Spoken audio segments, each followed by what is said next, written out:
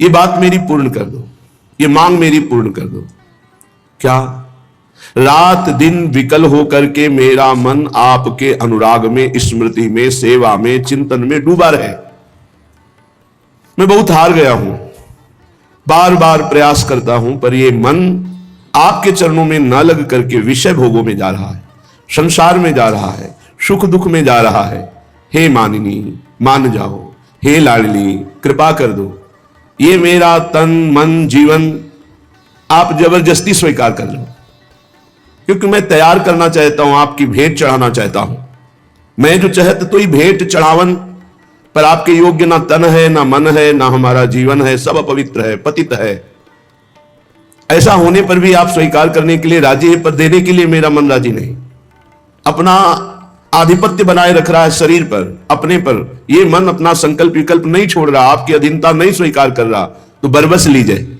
अब आप अपनी सामर्थ्य से मेरे मन को, मेरे प्राणों को, मेरे जीवन को, मेरे तन को आप अपने शरणागति में स्वीकार कर लीजिए। हे किशोरी जू, हो हारत निज तन मन जीवन, जीते आपने कीजिए। आप विजय को प्राप्त हो और मेरा तन मन प्राण सर्वस्व आपके चरणों में समर्पित हो।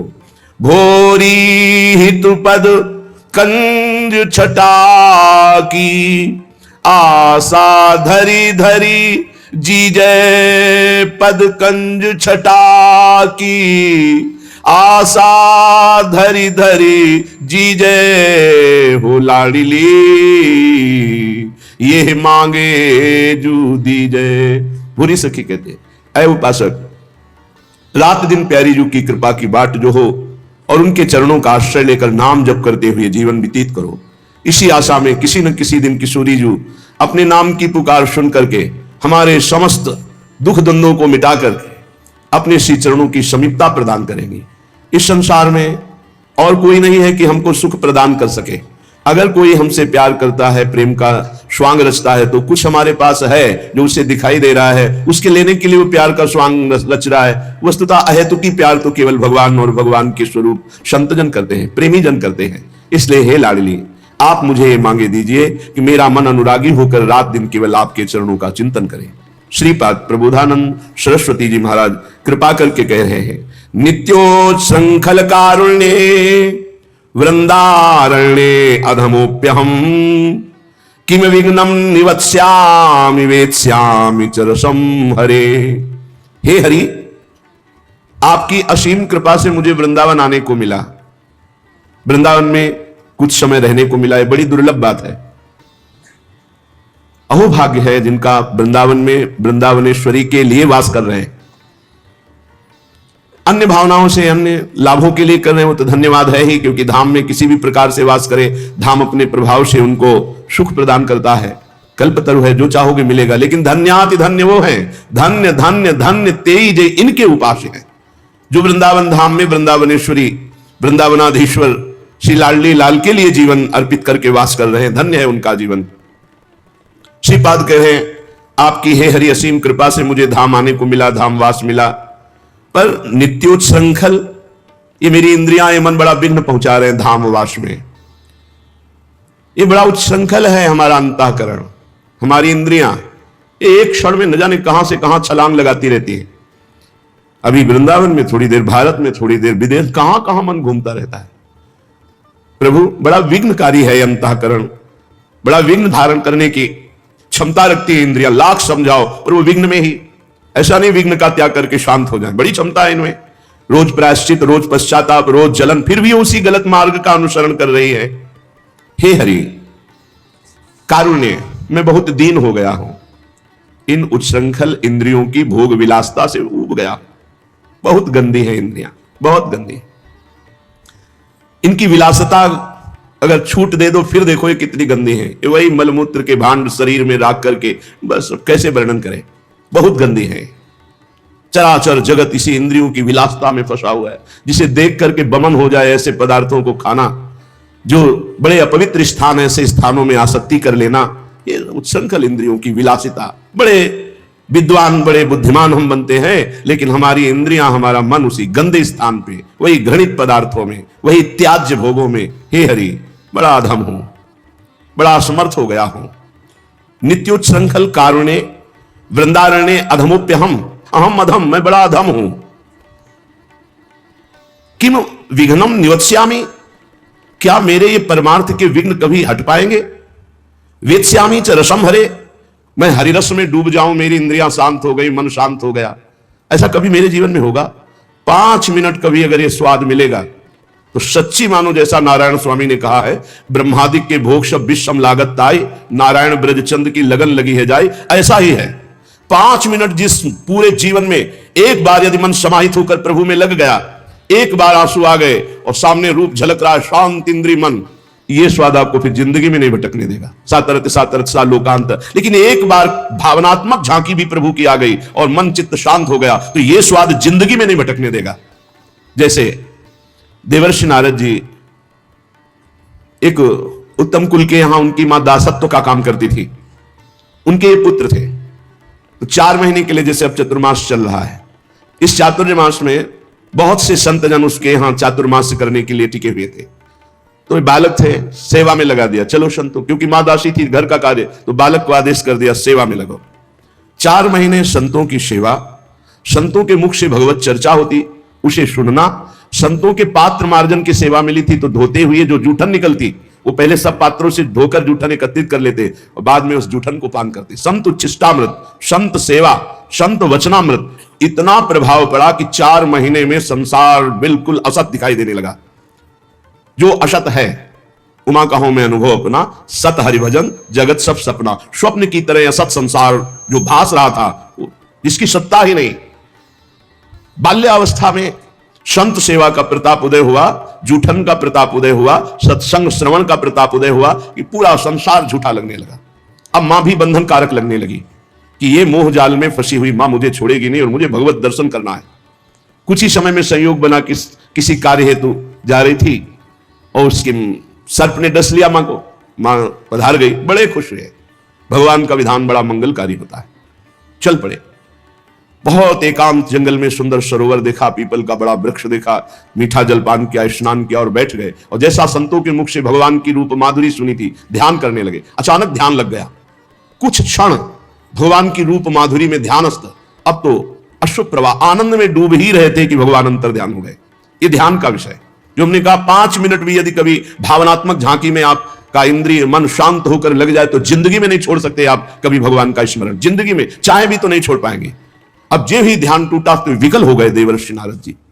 अपनी पूर्वजन्म की कथा भगवान श्री कृष्ण द्वैपायन वेद व्यास जी को सुना रहे।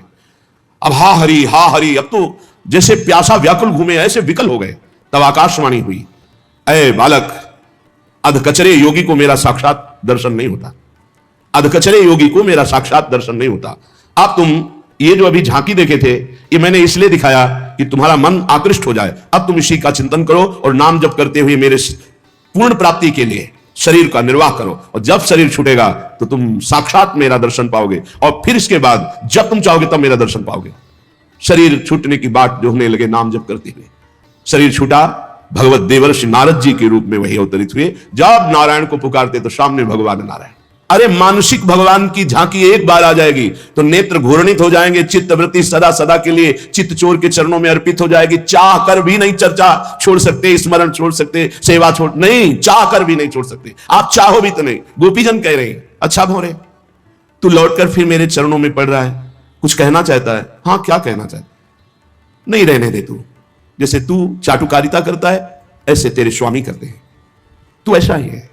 चलो, उनको जब मेरे बिना समय कट जाता है तो आज से मैं भी उनकी चर्चा नहीं करूंगी, याद नहीं। और विकल होकर रोने लगी, नहीं नहीं नहीं, मैं ऐसे जी नहीं सकती, उनकी चर्चा के बिना जी नहीं सकती, उनके चिंतन के बिना नहीं जी सकती। भौरे, वो तो मेरा जीवन है, उनका चिंतन, उनका स्मरण चाह कर भी नहीं छोड़ सकती।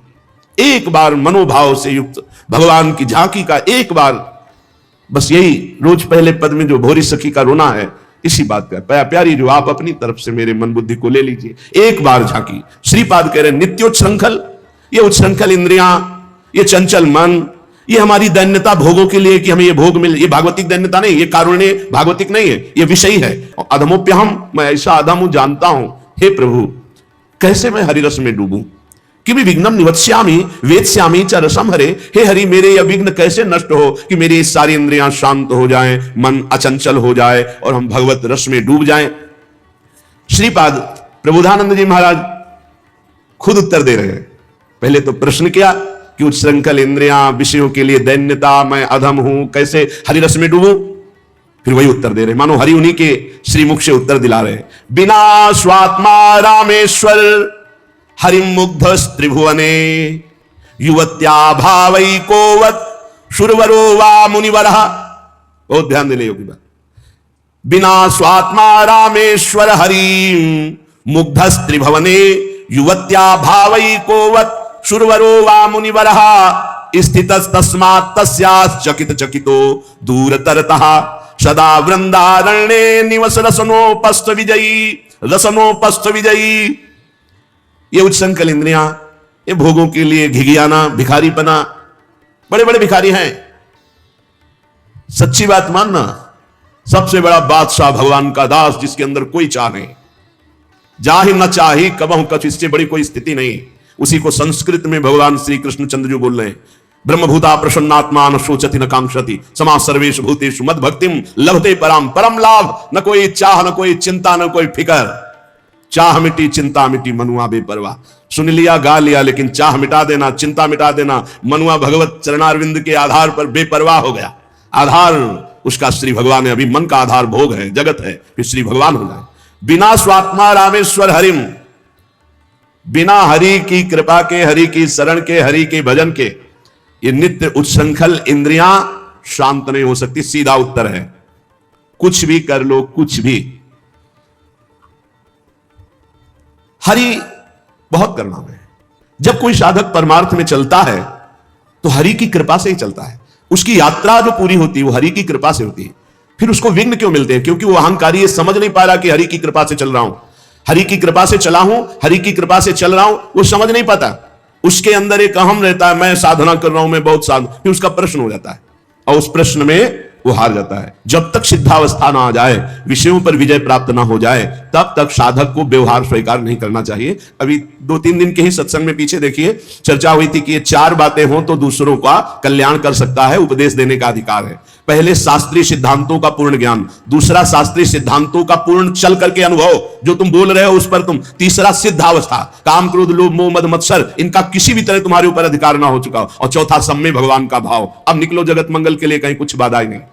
जब बहुत प्रियता जन समुदाय से स्वीकार कर ली जाती है तो उनमें कुछ खास जन हो जाते हैं, और विवेकी वही है कि पूरा जीवन निकल जाए ना कोई खास ना खवास, सब खास कोई खास नहीं।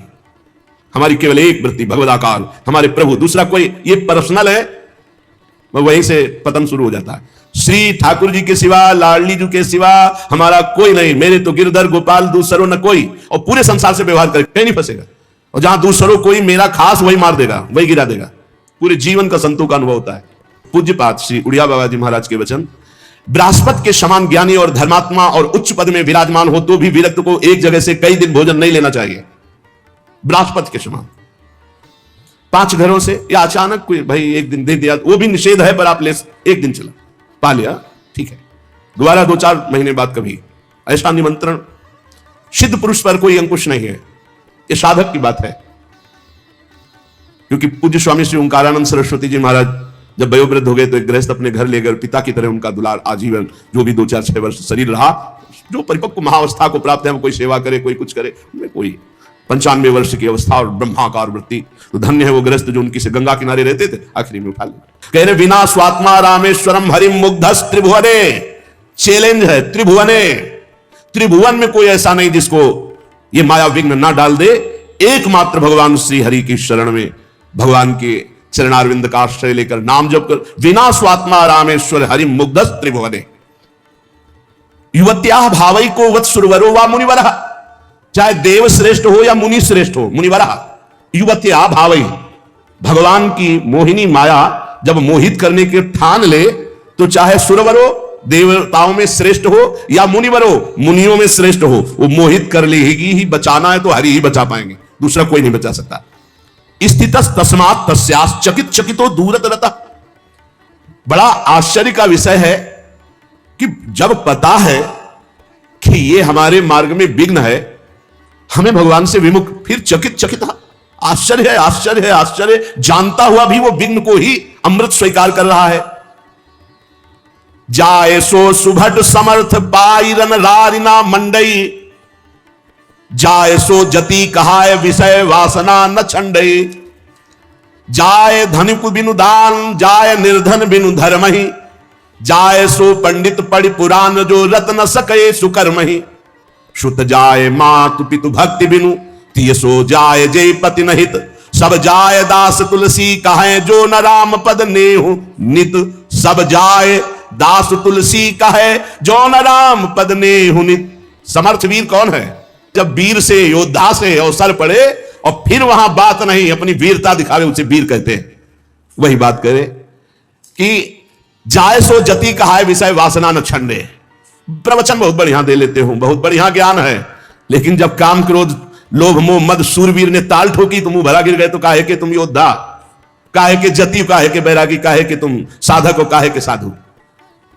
सन्यासी विरक्त वैष्णव भगवत मार्ग का पथिक कहला करके वासना पर विजय नहीं प्राप्त की, काम क्रोध पर विजय नहीं प्राप्त की, तो तुम्हारा व्यर्थ है वैराग्य धारण करना। जैसे सूरवीर बड़ी बड़ी डींगे हाँकता नहीं है, वो वीरता करके दिखाता है, और कायर घर में बैठ के डींग हाँकता है, और जब वीरता की बात आती है तो भाग पड़ता है। तो वैराग्य की केवल बात कर लेना, प्रवचन कर लेना या प्रवचन सुन लेना, यह कोई विरक्तता नहीं है। विरक्तता है जब काम क्रोध का आक्रमण हो, उस समय शांत भाव से, इसी दिन के लिए तो ये पढ़ा था, इसी दिन के लिए तो सुना था, इसी दिन के लिए तो हम सत्संग एकत्रित किए हैं कि हमको कौन सा बाण क्या मार करके कौन से विषय विकार को नष्ट करना है। क्रोध आया, शांत, मेरे भजन को छीन करने के लिए सामने माया रचना रच रही है। नहीं, ऐसा नहीं, तो फिर मेरे भगवान मेरे सामने है, दूसरा कोई नहीं, मुझे सहन ही करना। कितने बाण सामने हैं, बार बार वो विचार के द्वारा उसको शांत कर देता है। एक सूत्र नहीं, दूसरा सूत्र, दूसरा सूत्र नहीं, तीसरा सूत्र, मेरा प्रारब्ध क्षय हो रहा है। कई बातें एक साथ विचार में लाकर क्रोध को शांत कर लिया, काम को शांत कर। इसीलिए तो ज्ञान है, ज्ञान दूसरों को सुनाने के लिए नहीं। गोस्वामी जी कह रहे, वो विरक्त, वो भगवत मार्ग का पथिक, वो वैष्णव, वो भगत, भगत नहीं, जो ज्ञान दूसरों को बघारता है। जब अवसर आया अपने पर विजय प्राप्त करने के लिए तो फैल गिरा। किस बात का सूरवीर, किस बात का वो योद्धा? जिसके पास खूब धन है और वो दान नहीं करता, दूसरों को सुख नहीं पहुंचाता, वो धर्माचरण शून्य, वो व्यर्थ हो जाता है, नष्ट हो जाता है। जो बहुत शास्त्रों का ज्ञान प्राप्त किए, बहुत पंडित है, पुराण पढ़े हुए हैं, लेकिन वो धर्म के विरुद्ध आचरण करता है, नष्ट हो जाता है। जो माता पिता वयोवृद्ध हो गए, अब कुछ करने लायक नहीं रह गए, उनकी समर्थ पुत्र सेवा नहीं करता, वो नष्ट हो जाता है। जो अपने पति को भगवान का साक्षात स्वरूप मान करके आराधना नहीं करती, वो पत्नी नष्ट हो जाती है। जो अपनी पत्नी पर अर्धांग की भावना न करके इधर उधर वृत्ति ले जाता है, वो पति नष्ट हो जाता है। गोस्वामी जी कहते हैं, जो उसने भगवान का भजन नहीं किया, वो कोई भी, वो सब प्रकार से नष्ट हो जाएगा, सब प्रकार से अंततो गत्वा वो नष्ट ही हो जाएगा। को न क्रोध निर्दयो, काम बस के ही नहीं कीन्हो, को न लोभ दृढ़ फंद बांध त्रासन करि दीन्हो, कौन हृदय नहीं लाग कठिन अति, नारी नयन सर, लोचन जुत नहीं अंध भयो, श्री पाई कौन नर। सुरनाग लोक महिमंडल हूं को, जो मोह कीन हो जय न, कहे तुलसीदास सो उबरे, जही राख राम राजीव नयन। कमल नेत्र भगवान श्री कृष्ण, श्री हरि, श्री राम, जिसको रख लिए वही बच पाया। कौन क्रोध निर्दय हो, किसको क्रोध नहीं दिला देगा? एक छोड़कर, जिसको भगवान का दृढ़ भरोसा और भजन में दृढ़ स्थिति है, क्रोध खाली कर देता है। बहुत भजन का आनंद उमग रहा हो, किसी पे क्रोध कर लो, फिर देखो आप कितने घंटे खाली रहते हो। भजन करने पर भी शुष्कता, कोई आनंद नहीं, कोई सुख नहीं मिलेगा। क्रोध तत्काल तप भजन के जो फल है उनको छीण कर देता है। क्रोध बहुत हानिकारक है, क्रोध नहीं करना चाहिए। क्रोध आता क्यों है? द्वेष पर। द्वेष होता क्यों है? राग से। किसी वस्तु व्यक्ति स्थान में जब राग होता है और वो हमें प्रतिकूलता देता है, तो हम अंदर हमारे द्वेषात्मक क्रोध आ जाता है। क्रोध की उत्पत्ति राग से होती है, राग रजोगुण से होता है, रजोगुण में ही काम वास करता है। कामा संजायते क्रोधा, कामना की आपूर्ति में क्रोध का, तो कामना रजोगुण से राग, और राग से ही द्वेष का प्रादुर्भाव होता है। जब हम जिस पर राग करते हैं उससे प्रतिकूल व्यवहार हुआ, कामना हमारी पूर्ति नहीं होती, तो हमें क्रोध आ जाता है। इसमें हमारी त्रुटि है कई तरह से। जैसे हम चाहते हैं कि हमें गाली न दे, पर वो गाली दे, हम क्यों चाहें कि हमें गाली न दे? नहीं, हमारी प्रभु की इच्छा है कि गाली दे, तो अब मौज से गाली दे, तुम दो, हम सुनेंगे, क्योंकि मेरा कोई प्रारब्ध है, या मेरे प्रभु ही मेरे हृदय को मजबूत कर रहे हैं। कई बार यह प्रश्न साधकों के हृदय में उठता है कि भगवान ऐसा क्यों करते हैं, भगवान ऐसा क्यों करते हैं? भैया, एक कंकड़ उठाओ और शीशे पे ऐसे मारो, पूरा ढेर हो जाएगा, और गोली मारने पर भी ढेर नहीं होता, वही शीशा है। जिसको गरम ठंडा करते करते बुलेट प्रूफ बना दिया। नहीं बना दिया, गोली मारो तो नहीं लगता, शीशा ही तो होता है। तो भगवान अपने भक्त को बुलेट प्रूफ बना दे। ये काम, क्रोध, लोभ, मोह, मद, मत्सर कुछ ना बिगाड़ पावे। अरे बोले भगवान का दास है, देखो ना कितनी निंदा, कितना अपमान, कितनी प्रतिकूल, लेकिन विचलित नहीं हुआ। ये अपने मार्ग में दृढ़ रहा, तभी तो हम उनके चरित्र पढ़ते हो, जय जयकार उनकी करते। ये भगवान बनाते। अब हम बहुत कमजोर शीशे की तरह हमारा दिल है। चुप रहो, समर्पित हो गए हो, अब अनुकूलता प्रतिकूलता, अनुकूलता प्रतिकूलता, विपत्ति, तिरस्कार, मान सम्मान सब देते रहेंगे। कभी ठंडा कभी गर्म, कभी ठंडा कभी, इतना मजबूत कर दिया कि आप द्वंद्व विमुक्ता सुख दुख संगई, न किसी भी द्वंद्व का कोई प्रभाव नहीं। द्वंद्व विमुक्ता, निर्द्वंद स्थिति, निर्द्वंद स्थिति, कोई प्रभाव नहीं दुख सुख का, मान अपमान का, लाभान। अभी देखो क्या स्थिति, हमारे भगवान कृपा न करे तो द्वंद्व विमुक्ता कैसे बनोगे? कैसे उस महाआनंद को सहोगे जब थोड़ा सा अपमान नहीं सह सकते, थोड़ी गाली नहीं सह सकते? कौन क्रोध निर्दय हो, कौन ऐसा है जो काम से क्रोध से जिसका हृदय जला ना हो? वही जहां नाम जब चल रहा है, जो भगवान के आश्रित है। एक बार नहा के आ रहे हो, थूक दे तो कैसा लगेगा? चलो एक बार सह लेंगे, 2 बार, 100 बार एक नाथ जी के ऊपर थूका, गोदावरी स्नान कर, बार बार थूक रहे ऊपर से। एक बार देखा भी नहीं, 100 बार नहा के आए, एक बार भी क्रोध नहीं आया। वो उतर के आया, साष्टांग प्रणाम किया, क्षमा करो मुझसे गलती हुई। नहीं भैया, बड़ी कृपा हुई आपसे, गलती कहां हुई? एक दिन स्नान एक बार करने आता हूं, आपने एक दिन में 100 बार स्नान करवाया, ये आपकी कृपा से हुआ। ये भक्त हृदय जो भगवान से चित्त जुड़ा है, वो वहां लाभ देख रहा है, कृपा देख रहा है। वहां दोष दर्शन नहीं कर रहा कि मैं स्नान करके आ रहा हूं, ये ऊपर से खड़ा बालकनी से बार बार थूक रहा है हमारे ऊपर। ये विचार आ जाए कि मेरे भगवान मेरे पर कितनी कृपा कर रहे हैं कि हर बार मुझे एक रोज में 1 बार गंगा, यहां एक रोज में 100 बार गंगा स्नान। ये विचार बहुत बड़ी सिद्धि है, विचार ही बहुत बड़ी उपलब्धि है। विचार ही हमारे जीवन को उज्जवल बनाते हैं, विचार ही नीच गिरा देते हैं, विचार ही जीवन मृत्यु तुल्य कर देते हैं। भजन से क्या मिलता है? उत्तम विचार, उत्तम विचार, 1 सेकंड में हर विकार को मिटाकर भगवत स्वरूप में स्थित। कामवश के ही नहीं कीन्हो, कौन ऐसा है जिसको काम ने अधीन न कर लिया? और जिसने अपने अहंकार को भगवान के चरणों में समर्पित कर दिया, उसको काम अधीन नहीं कर सकता। थोड़ा भी अहंकार है तो काम वहां बैठा हुआ है, क्योंकि अहंकार में ही कामना है। स्वरूप में कभी कामना जागृत हो ही नहीं सकती। जो हमारा स्वरूप है उसमें कभी कोई अभाव नहीं, उसमें कोई कामना नहीं। शरीर में अभाव ही अभाव है। जब तक हम अपने को स्त्री पुरुष मानेंगे तब तक कामनाओं का यह सिलसिला चलता रहेगा, इसे हम नहीं रोक पाएंगे। जब स्वरूप बोध होगा तभी कामनाएं रुकेंगी, या जब अहम भगवान के चरणों में समर्पित होगा तो रुकेंगी। तो काम का प्रभाव कहां होता है? जहां अहम समर्पित नहीं हुआ, जहां निरंतर नाम जप नहीं होता। ठाकुर हरिदास जी के पास वैश्या गई 3 दिन बराबर श्रृंगार करके, लेकिन ना नाम जप में रुकना है और ना दासत्व में कोई कमी है। तो 3 दिन में वो खुद दासी बन गई, हरिनाम जपने लगी और गई थी हरिदास जी को भ्रष्ट करने, और वो स्वयं भ्रष्ट आचरणों से मुक्त होकर भगवत स्वरूप मार्ग का अनुसरण कर। यह है प्रताप, जो भगवान में अहंकार समर्पित करके नाम जप कर। कौन लोभ दृढ़ फंद बांध त्रासन कर दिन हो, किसके इतना विवेक बल जागृत हो जाता है कि लोभ ना बांध पावे? वही जिसको नाम का लोभ है। लोभ फांसी में उसी का गला नहीं बंधता जिसके गले में गोविंद का नाम चलता रहता है, पक्का समझ लो। लोभ पास जय गल न बंधाया, सोनर तुम समान रघुरा। ये लोभ उसी की फांसी की तरह गले को बांध लेते जहां नाम जप नहीं चलता। लोभ में लोग क्या क्या पापाचरण कर रहे हैं, खुला जान रहे हैं कि ये दीन है, ये गरीब है, ये निर्दोष है। रुपया मिल रहा है, पद बढ़ रहा है, हमारा लाभ हो रहा है, उसका नाश हो रहा है। तो तुम्हारा लाभ कैसे हो जाएगा? तुम्हारा नाश तो हो ही जाएगा। अपने सुख के लिए लोभ से युक्त होकर के दूसरों को दुख देने वाला त्रिभुवन में कोई हो, कभी भी कहीं भी वो सुख का अनुभव नहीं कर सकता, पक्का समझ लो। चाहे वो शास्त्राबाहु अर्जुन जैसा महाबली क्यों ना हो, जिसे भगवान दत्तात्रेय जी का आशीर्वाद प्राप्त था, सिद्धियां चरणों में लौटती थी, काट के फेंक दिया भगवान ने ही अवतार लेकर परशुराम रूप में। जो दूसरों को दुख देता है, अपने लोभ के लिए दूसरों को कष्ट देता है, दंड देता है, वो कहीं भी बैठा हो, ऐसा बुरा नाश होगा उसका कि कहीं संभलने का कोई भी चांस नहीं मिलेगा। जिसके गले में नाम चल रहा है, गोविंद गोविंद राधा राधा राधा राम हरि कृष्ण, जो भी, उसको लोभ पास जय गल न बंधा। ये लोभ रूपी फांसी उसके गले में नहीं पड़ेगी। विचार बता रहे भजन से क्या होता है? इस भजन सारथी सुजाना, बुद्धि रूपी सारथी बड़ा सुजान हो जाता है, सतमार्ग रूपी पथ पे इंद्रिय रूपी घोड़ों को ले जाता है, मन रूपी लगाम खींच करके। यहां बुद्धि भ्रष्ट है क्योंकि नाम जप नहीं हो रहा, भगवत आश्रय नहीं। तो कौन लोभ दृढ़ फंद बांध त्रासन कर दीनो। बड़ा दुख भोगना पड़ता है लोभी आदमी को, बड़ा दुख। वर्तमान में तो जलता ही रहता, चाहे जितना करोड़ों रुपया आ जाए, परिणाम में भविष्य उसका बड़ा मंगल होगा, क्योंकि लोभ के कारण उसने कितने बड़े बड़े पाप किए हैं। बहुत बहुत लोभ ये नष्ट कर देता, और देखा भी है, लोभ से नष्ट होते हुए भी देखा है। बहुत सूक्ष्म बुद्धि से जब विचरण करते थे, कहीं कहीं साल साल भर गंगा किनारे एकांत स्थल मिले तो रुके, तो सब लोग मिलते ही थे, सब पता चलता है। ये लोभ जो है बुद्धि को इतना अधीन कर लेता है वैसे सिद्धांत कहता है धन गया तो कुछ नहीं गया, स्वास्थ्य गया तो कुछ गया, और चरित्र गया तो सब कुछ गया, ऐसा कहा जाता है। सिद्धांत जो है वो एक आ गया।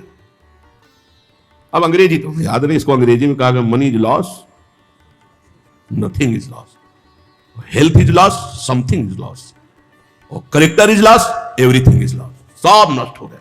अगर चरित्र चला गया तो सब चला गया। आज क्या है, कौन हृदय नहीं लाग कठिन अति नारी नयन सर, आगे कह रहे कौन ऐसा हृदय में जिसको नारी के नेत्र रूपी बाण ने घायल न कर दिया।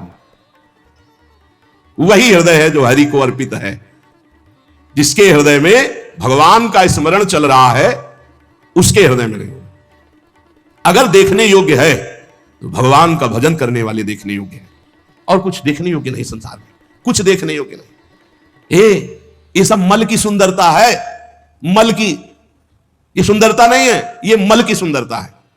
एक काम करने राजमहल में जाती थी, तो राजमहल में काम करने वाली साधारण घर में काम करने वाली थोड़ी होती, उसका एक पदवी होती, वो रानी की दासी पूरा। और उसका जो लड़का था, एक दिन वो महल तक गया किसी कार्य के लिए, ऊपर राजकुमारी थी, राजकुमारी को देखा तो एकदम हृदय में व्याकुलता, इतना सुंदर रूप है तो मुझे कहां मिल सकता, मैं तो काम करने वाली इस महल में जो मेरी मां है, मैं उनका पुत्र हूं, तो भला मुझे कैसे मिल सकती है। अब इतना उसको राग तत्काल हो गया कि उसने निश्चय कर लिया अगर राजकुमारी नहीं मिलेंगी तो प्राण छोड़ दूंगा। घर आया, खाना पीना छोड़ दिया। एक दो दिन मां ने पूछा क्या बात है, उसने कहा स्वास्थ्य ठीक नहीं। 2-4 दिन हो गए, पूछा क्या बात है, स्वास्थ्य ठीक नहीं। तो राजा से प्रार्थना की, राजवैद्य आया, उसने नाड़ी पकड़ के देखा, बोले कोई शरीर में दोष नहीं, कोई रोग नहीं इसमें, इसका मानसिक कोई रोग हो तो हम नहीं कह सकते, शरीर में कोई रोग नहीं। तब एक दिन कहा बेटा तू मेरा अकेला बेटा है, बता ना। बोली मां तुम्हारी सामर्थ्य के बाहर की बात है, जो मेरे मन में बात बैठ गई वो मृत्यु ही होगी और दूसरा कोई उपाय नहीं। बोले एक बार तो बता के देख, अगर कोई उपाय हो तो मैं कर सकती हूँ। बोले क्या कर सकती हूँ, जिस घर में काम करती हूँ महाराज की राजकुमारी को मैंने देखा, मेरा चित्त आ गया, मैं जी नहीं सकता उसके बिना, क्या आप ब्याह करा सकती हूँ। अब ये बोलने की भी सामर्थ्य नहीं, तुरंत मृत्युदंड दे दिया जाएगा। एक काम करने वाली राजा की पुत्री से ब्याह की बात अपने पुत्र के लिए कर सके, इतनी हिम्मत की बात कहां। सीधे राजकुमारी के पास गए, चरण पकड़ के बैठी, बोली आप बेटी जानती हो जीवन हो गया तुम्हारे घर में पोछा लगाते, मैं कुछ मांग नहीं रही हूं, तुमसे उपाय पूछ रही हूं। तुम्हारी सुंदरता को देखकर हमारे पुत्र के हृदय में ऐसी बात आ गई, ये मैं जानती हूं कभी संभव नहीं हो सकता, तुम्हारे योग्य भी नहीं हो, मैं चाहूंगी भी नहीं कि ऐसा तुम करो। कहां तुम राजकुमारी, कहां मैं काम करने वाली तुम्हारे घर में, कोई उपाय है? उनका बहुत पक्का उपाय है, वो सत्संगी थी। उसने कहा 4 दिन बाद लिवा लाना, हमसे बात करना, 4 दिन का समय दो। और वैद्य से ऐसे जमाल गोटा टाइप लिए जो खूब 10 सोच 4 दिन, और सोने के कलशों, राजकुमारी थी, भरवा दिया। अब 4 दिन सोच बराबर, तो चेहरा पीला, और कहा कोई यहां सेवा नहीं करेगा, दुर्गंध मक्खियां सब ऐसे। अब वो चेहरे की कांति जो चमक रही थी, बुलाया, वहीं जो कमरा वहीं से ऐसे करने लगा। बोले नहीं ये इसी में राजकुमारी है, और घड़े खुले एकदम रखे, दुर्गंध है। उसने कहा कैसे में राजकुमारी रहती है। अंदर गए तो उठाया उसको, 4 दिन से बराबर सोच हो रही थी, चेहरा एकदम पीला, एकदम ऐसा। तो उनका वो राजकुमारी कौन है जिनको छत में देखा? बोले हम ही को देखा। बोले वो सुंदरता कहां? बोले घड़े में भरी है, ये घड़े में वही सुंदरता भरी। अच्छी हमें ब्याह नहीं करना। कहा तुम्हारा लड़का बच गया। हृदय में ये जो सांसारिक आकर्षण है वो आप ये समझ लो मल का आकर्षण है। निर्मल आकर्षण तो भगवान के भजन का या श्री भगवान का आकर्षण होता है। निर्मलता ये मलिन है, ये मल है।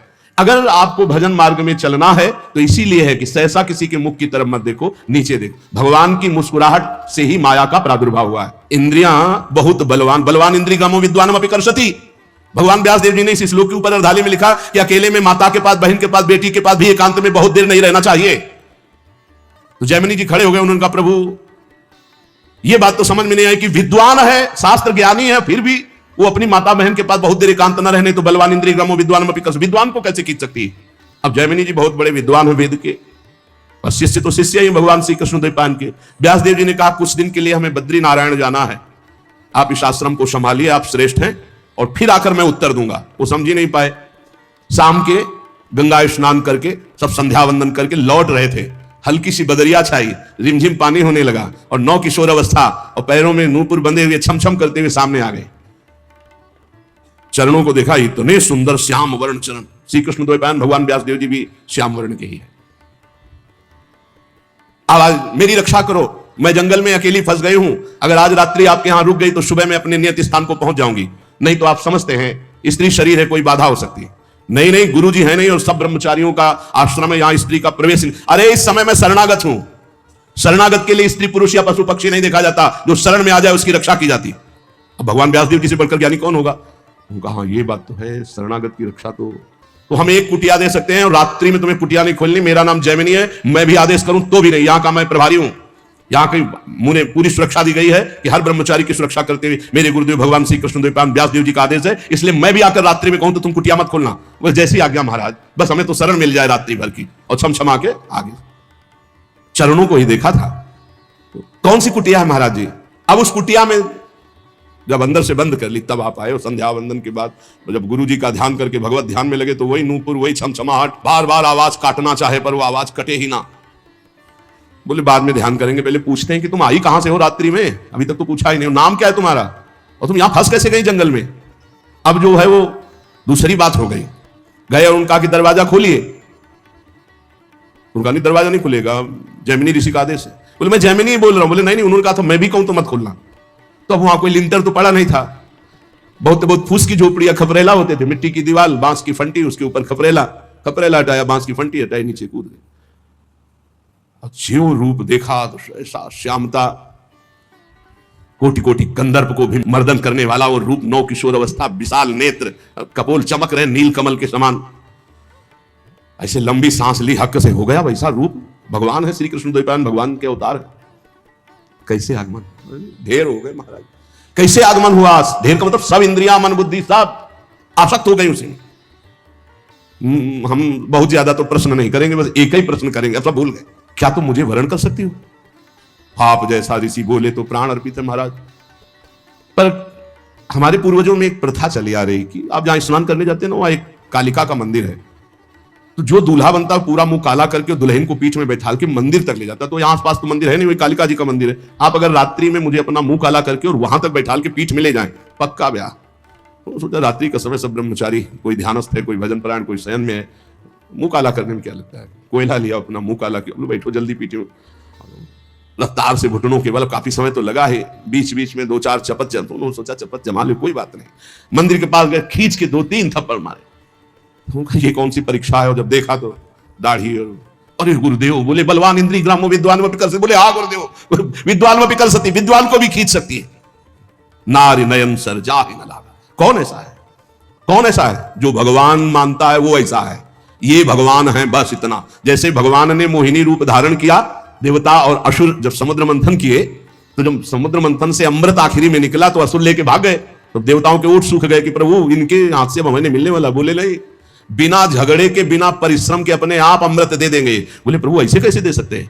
आप सारंग धनुष धारण करें तो भी भैसे नहीं देंगे, ऐसे ऐसे हिम्मती देते हैं, तो सारंग से नहीं देंगे। नहीं, ये हमारे नेत्र बाण से बिंद कर अपने आप अमृत कलश देंगे।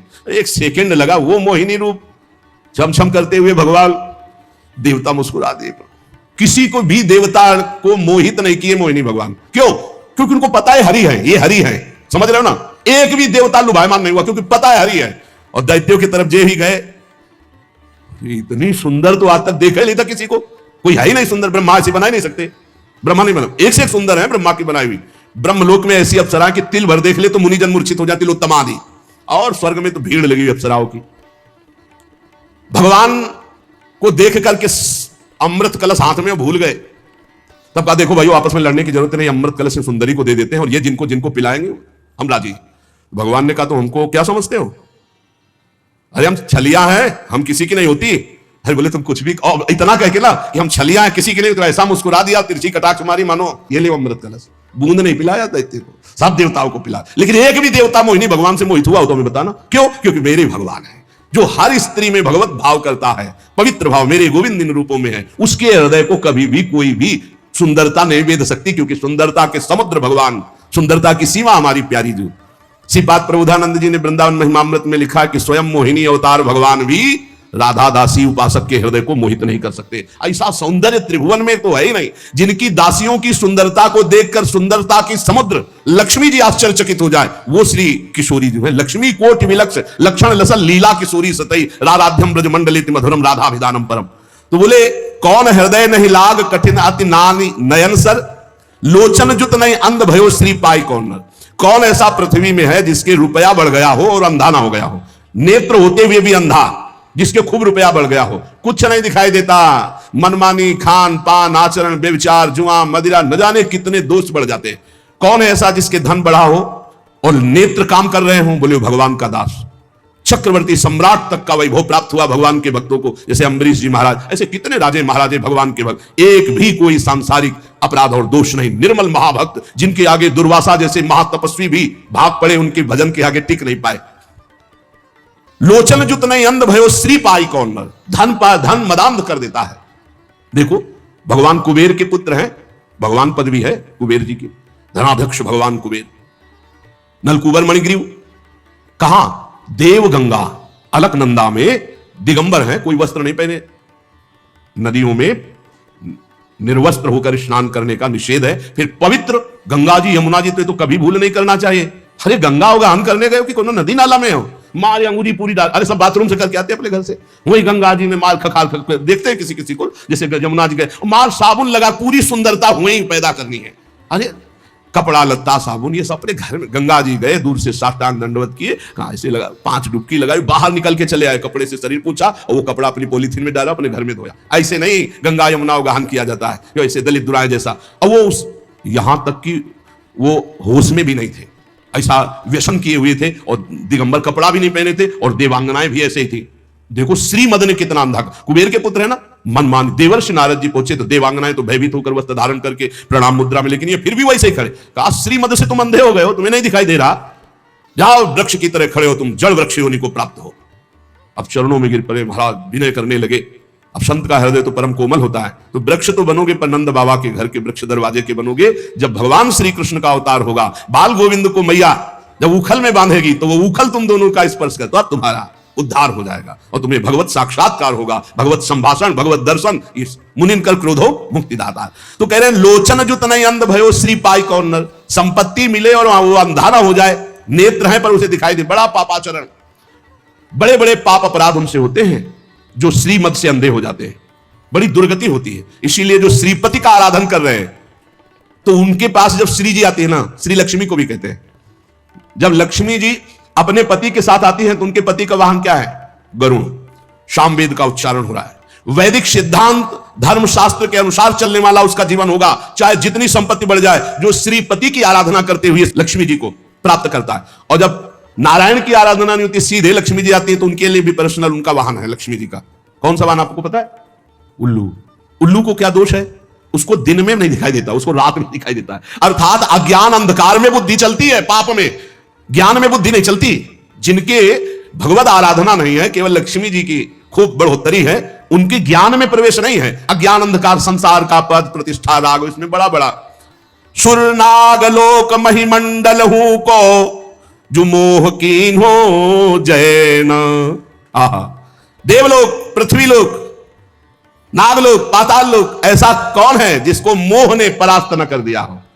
मोह मूल बहुसूल पद त्याग हो तम अभिमान, भजो राम रघुनायक कृपा सिंधु भगवान। मोह गए बिनु राम पद होई न दृढ़ अनुराग। मोह, मोह महामहिषेश विशाल, महान सबको फंसाए हुए। मोह बहुत विचित्र है, मोह में क्या क्या नहीं होता, पूरा जीवन मोह में नष्ट हो रहा है। बड़ा मोह अंधकार फैलाए हुए है। देखो छोटे छोटे बच्चे दूध पीते हैं, एक दूध वाला ऐसे गंदे केमिकल, ऐसे गंदे पदार्थ मिला रहा है और बड़े बड़े डिब्बों में दूध तैयार कर रहा है। उससे कहो तुम अपने आंगन में खेलने वाले बच्चे को दूध पिलाओ 250 ग्राम, उसे पीटो भी तो नहीं पिलाएगा वो, और वही दूध वो घर घर जाकर के देता है। और छोटे छोटे बच्चे या किसी की भी आंतें बड़ी कोमल होती, क्यों? क्योंकि वो मोह से अपने परिवार का पोषण करने के लिए, अधिक धनवान बनने के लिए थोड़ा दूध मिला के और गंदे गंदे पदार्थ, ये जब आंतों में जाएंगी तो ये जहर कैंसर नहीं बनाएगा, ये उनकी आंतों को नहीं काटेगा, ये कोई रोग नहीं पैदा करे, पर वो मोह मूल में ऐसा फंस गया कि वो धन चाहता है, अपने परिवार का पोषण चाहता है, ये नहीं जानता कि ऐसे ही अन्य परिवार के बच्चे प्रिय है अपने परिवार को, उनका जो रोग आदि क्लेश आदि उनको होगा, वो तुम्हारे परिवार को सुखी कैसे रहने देगा? ये मोही पुरुष नहीं, टैंकर का टैंकर दूध और उसमें बिल्कुल केमिकल ऐसे बन रहे, ऐसे गंदे पदार्थों का प्रयोग किया जा रहा है खाद्य पदार्थों में।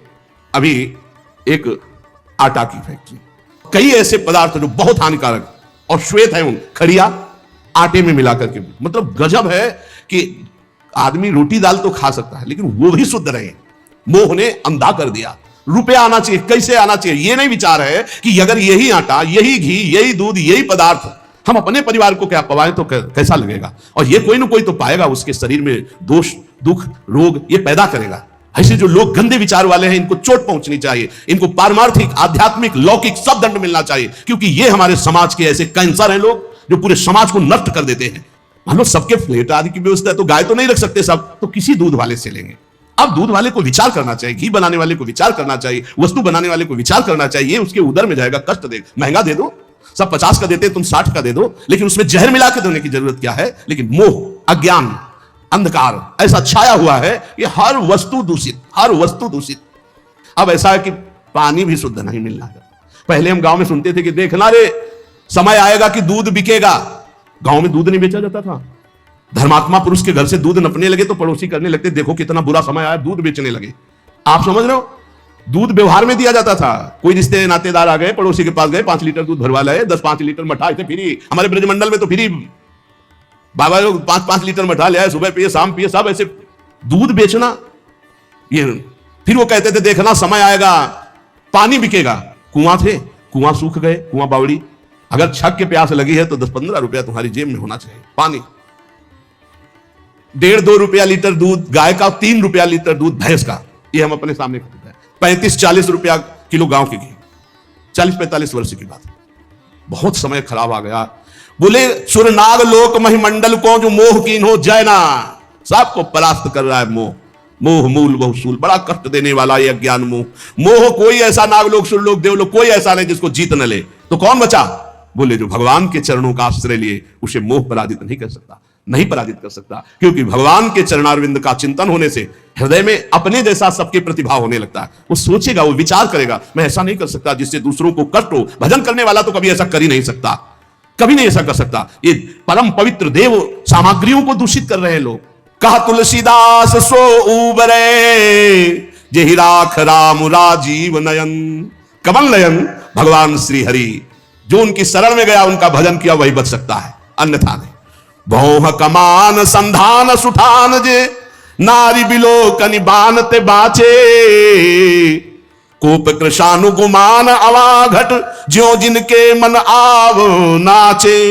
लोभ सबे नटकी बस हुए, कपि ज्यों जग में बहु नाच न नाचे। नीके है साधु सबे तुलसी, पहते ही श्री रघुवीर के सेवक साचे।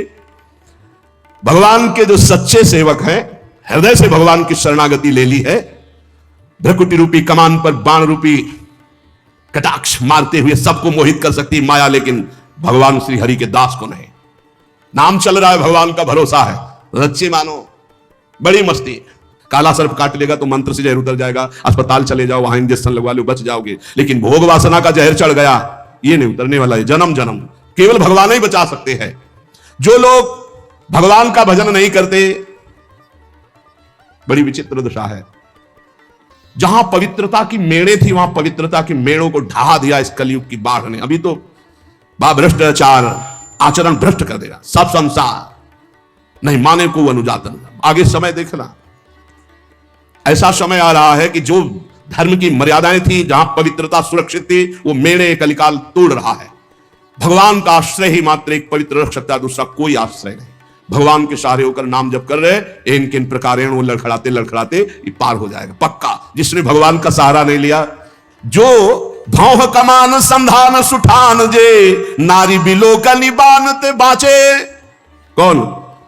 तेई रघुवीर के सेवक साचे। जो भगवान के साचे दास है, वही बच सकते हैं। वही भाई, ये ध्यान रखो, हरि प्रसन्न होंगे तो वैकुंठ का द्वार, साकेत का द्वार खोल देंगे, और संसार प्रसन्न होगा तो नरक का द्वार। त्रिविधम नरक सेदम द्वारम नासन् मात्मना, कामः क्रोधा तथा लोभा। ले नरक, भोग नरक, नरक का द्वार। कोप कृशानु गुमान अवाघट, ज्यों जिनके मन आव न आचे। अभिमान रूपी अवा में क्रोध रूपी अग्नि की ज्वाला भड़क रही है।